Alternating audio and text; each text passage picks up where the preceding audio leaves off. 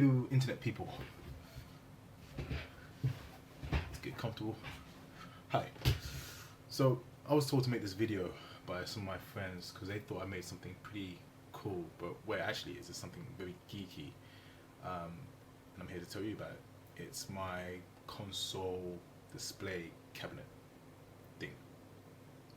That's the official name.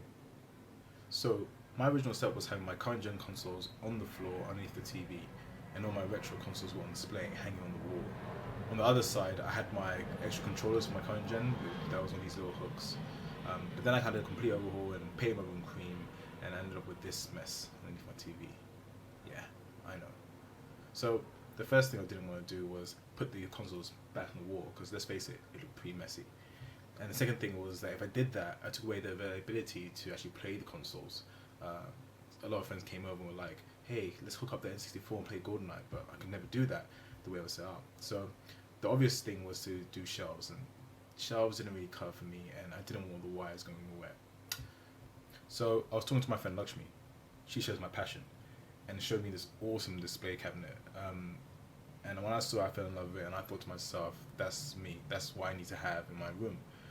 But I didn't want to just take the idea and rip it. Plus I wasn't really too much of a fan of the red and the black, plus my room's cream and brown.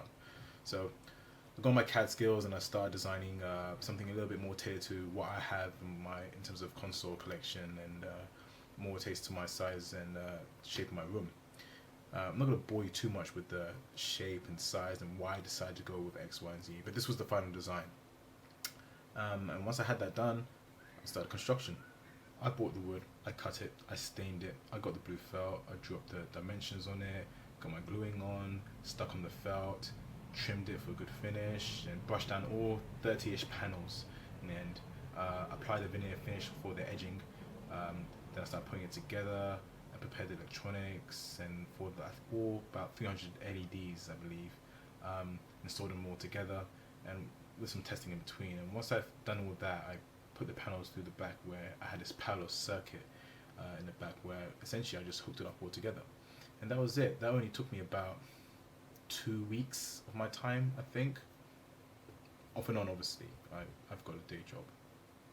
But this is it. This is the finished product. And as you can see, it didn't turn out too bad. The whole LED lighting thing, well, there's two things I wanted to do. I wanted a manual switch at the back, and I wanted this remote control thing, which you can see over here. That means that I didn't have to go up to the TV every single time and turn on the lights every time I wanted to show off and say, ooh, look at my very geeky collection. You know, then I could just be a massive geek about it and just show them with the remote control. But yeah, all the consoles are lined up, including the next gen consoles, which I obviously want to get eventually, not all of them at the same time. I just break my bank. But yeah, this is it. And you might be wondering, what's that big massive thing in the corner? That's my surround sound system.